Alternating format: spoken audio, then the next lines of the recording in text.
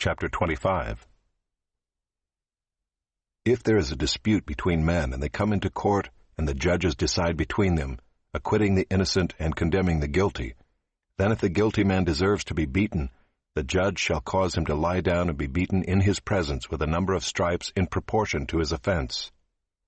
40 stripes may be given him, but not more, lest if one should go on to beat him with more stripes than these, your brother be degraded in your sight.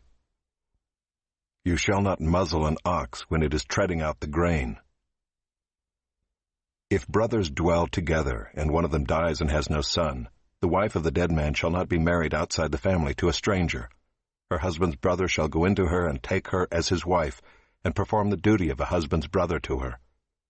And the first son whom she bears shall succeed to the name of his dead brother, that his name may not be blotted out of Israel.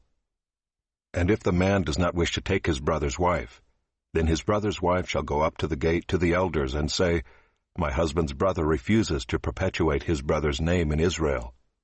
He will not perform the duty of a husband's brother to me.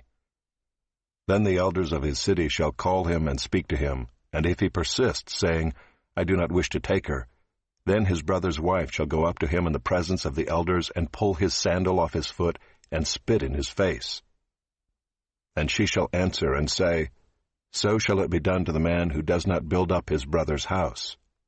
And the name of his house shall be called in Israel, the house of him who had his sandal pulled off.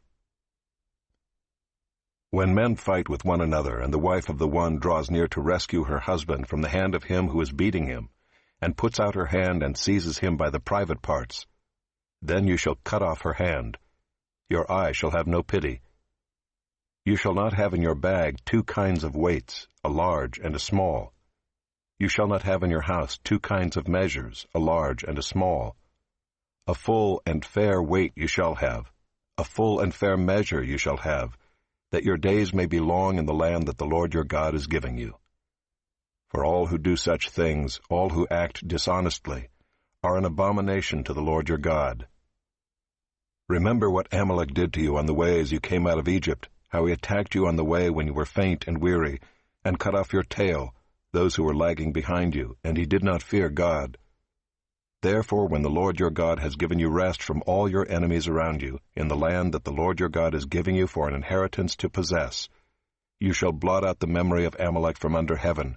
You shall not forget.